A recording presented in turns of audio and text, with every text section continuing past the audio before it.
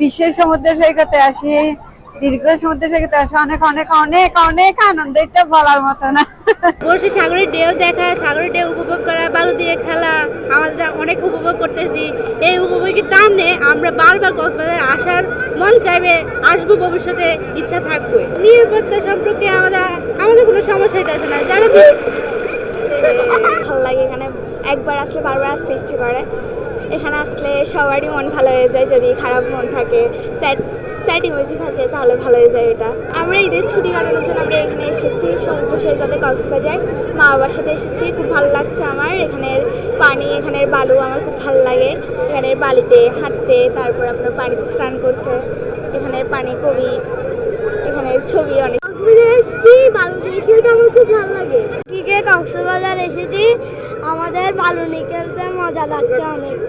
মা বাবা তাদের সঙ্গে এসেছি, মজা লাগতেছে অনেক ভালো লাগতেছে। যদিও সতর্ক বলতেছে, সতর্কতা দিচ্ছে, কিন্তু তারপরও সবাই আছে, আমরাও আছি, এই আর কি।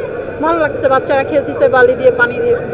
নিরাপত্তার বিষয়টা তো আসলে আমাদের চিন্তা করা উচিত, কিন্তু এখন ওই যে বললাম, বাচ্চাদের কথা চিন্তা করে দেখা যায় আশাই হচ্ছে, বাচ্চারা আসতে চাচ্ছে, তাই বিন্দাস লাইফ কাটাচ্ছে, অনেক হ্যাপি মনে হইতেছে। এত আনন্দ পাবো কল্পনা হতে পারে না, ভাবছি সরকারি ছুটি বন্ধ, মানুষ থাকবো না, একদম এনজয় করার মতো প্লেস অস্থির। ঈদ পরবর্তী আনন্দ করতে এসেছে সবাই, আমিও এসেছি ঢাকা থেকে, আমিও খুব আনন্দিত, আমার কাছে খুব ভালো লেগেছে। আমরা বাচ্চা কাচ্চা নিয়ে, ফ্যামিলি নিয়ে এসেছি, তো আমি খুব আনন্দিত। না, এখানে খুব ভালো। এখন পর্যন্ত আমার এমন কিছু চোখে পড়ে নাই, তবে এখানে একটা জিনিস দরকার আছে, আমি যেটা মনে করি সেটা হচ্ছে যে এখানে আসলে ছেলে এবং মেয়েদের জন্য জোন ভাগ করা উচিত। তাইলে যেটা হবে সেটা মানে কাপল জোন বা আদার্স, যে এগুলো এখানে একটু হ্যারাসমেন্টের শিকার হইতে পারে, আমার যেটা মনে হয়। আসলে সময় তো সুযোগ পাই না, এখন আসলাম, ঘুরলাম এবং এনজয় করতেছি, খুব ভালো লাগতেছে এবং পরিবেশও খুব সুন্দর, আকাশও খুব মেঘলা। ফ্যামিলি নিয়ে ট্যুরে আসলাম। প্রচুর পরিমাণে পর্যটক সমাগম হয়েছে। তো আমরা আমাদের পক্ষ থেকে আমরা 3টা বিচে সার্ভিস দিচ্ছি, এবং সমুদ্র উত্তাল যেহেতু আমরা লাল পতাকা দিয়ে রাখছি, এর পাশাপাশি আমরা মাইকিংও করতেছি পর্যটকদের নিরাপত্তার সাথে।